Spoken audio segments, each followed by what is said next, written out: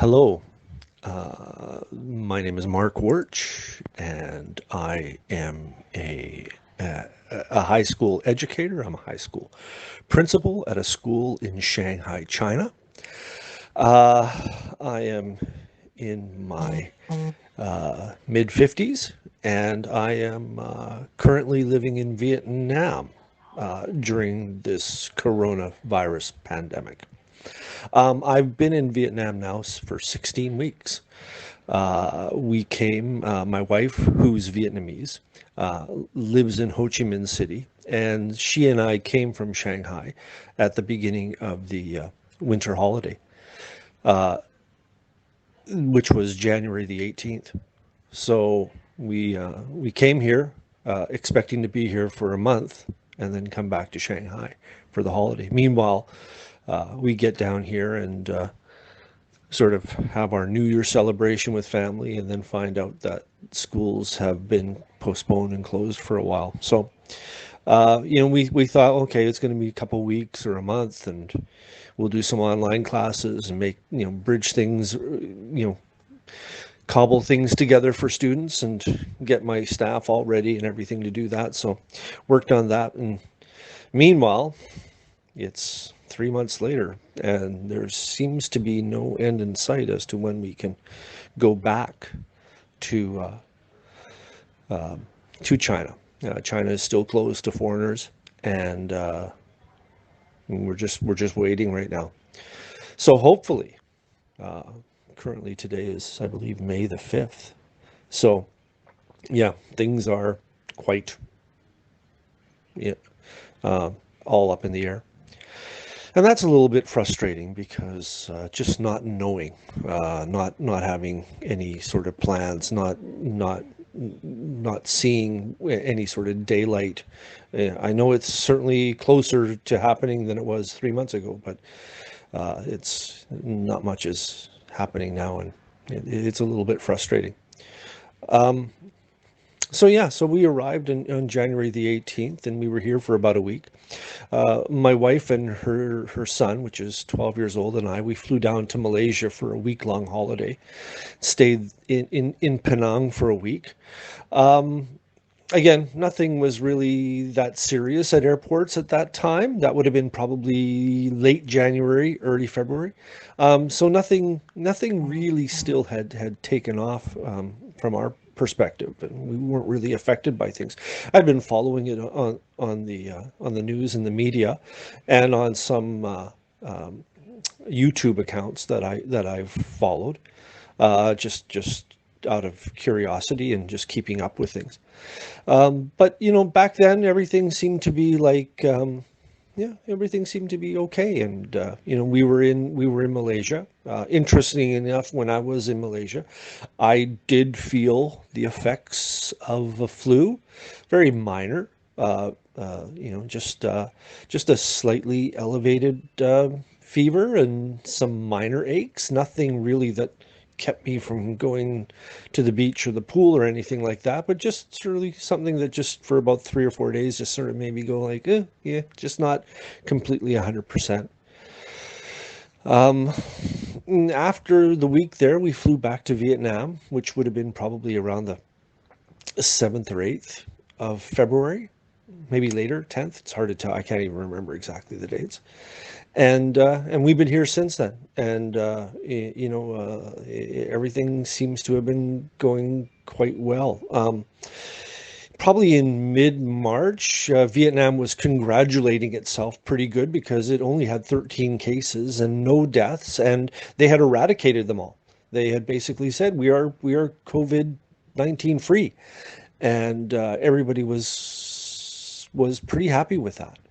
Um, and Vietnam, to their credit, they've done a remarkable job with handling of the COVID crisis. I think it's in large part due to the fact that they border China, and they were affected by SARS back in the early 2000s. So, and I think they learned a lot from them, as did places like Korea and Taiwan, who also have seemed to have handled their their countrywide epidemics pretty well as well. But I think Vietnam has done a remarkable job. And again, they're very aggressive. They closed all flights from China fairly quickly. I think late January. They instituted a lot of quarantining.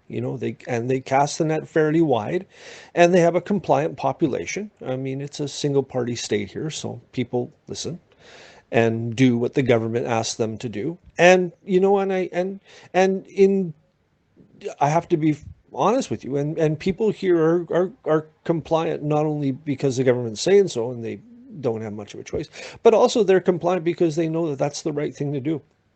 And they're very supportive of that, and they know that if they have to go into quarantine because they've come into contact with somebody, they will go into quarantine because they know that that's what's best for everybody. Um, and so it's been, again, and just their contact tracing. They're very aggressive with contact tracing. They've got a very strict protocol. They have every day they have updates about new cases that were found, where they've been, at what times. If you've been there, you need to report in and let people know. And they've been very good about, keeping the public informed, letting people know who's been where and who's affected and what flights they came on and if you've been on that flight. So it's been very good that way. Yeah, for a country that is relatively poor and lacking in resources, they've done a phenomenal job.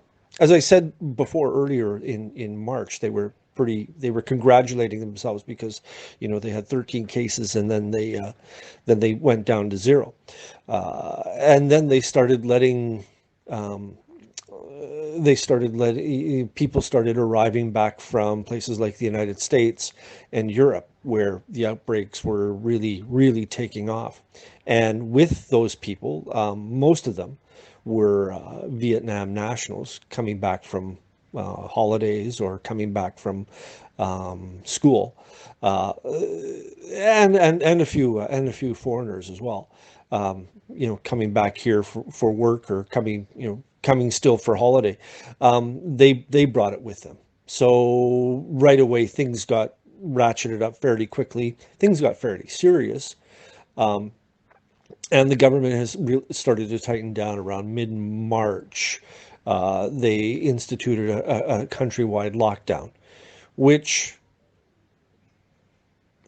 was fairly easygoing. I was quite surprised how loose it was. I mean, you could go down to the public square, and everybody wore masks. That wasn't a problem. It's just it's a big part of the culture around here anyways.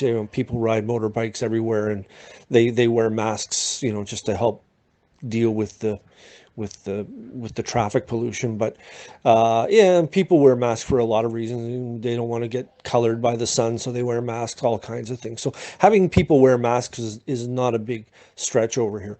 But people were out and about. People were walking. People were milling about. Police were, in public areas, police were around. They didn't want people sitting around. They didn't want people congregating together. If you wanted to go exercise, that was fine. They didn't mind that. Um, but for a month, everything was closed. I mean, like, there was really no place to go. There was, bars and restaurants and, nail salons and all those other things where that brings people in close contact. They were all closed down fairly quickly. So, and tight. So for about a month here, there was really no place to go. And it was fine. I mean, we could still, there was still you could still go to street vendors. They were still selling food, and you could still go buy whatever you wanted to buy from local small shops and everything. So it wasn't completely locked down like it has been in many other European or uh, Canadian or American cases. But since then, the past 2 weeks, we've had only one case in 2 weeks in all of Vietnam. No deaths yet. And the maximum number of cases I think they've had is 270. So with the cases being controlled, like everybody under quarantine and everybody being found out, and all the contact tracing that's gone on. The last 2 weeks they've loosened up. So, restaurants are now open, coffee shops are now open, nail salons and everything. So that's all opened up again, and things have really responded and returned to normal here. So it's been good, and like I say, I've been quite impressed with with the Vietnamese government and how they've handled everything. Um, I really do consider myself to be quite fortunate to have been here in Vietnam throughout these past 4 months, in spite of all the uncertainty and sort of the mental mind games that goes on with one. I know that this has been a very good place for me to be. I've been with my wife and her family. I've been I have a place to live. I'm not sort of like I know that there's some expats that are stuck here that are alone, and it's not easy for them. So I know that it's been very good. So I'm very thankful for the fact that I've been here in Vietnam, and thankful for the government for their actions and for keeping people safe. It's been fantastic. And now it's just knowing when things will open up in other parts of the world. And for me, that's China, knowing when I can go back to my home there and my work there, and because I really want to get back to that. So that's the big question now. It's yeah, it's moderately concerning, but again, I'm in a very good spot. But that's my story so far, and yeah, if hopefully we'll talk again.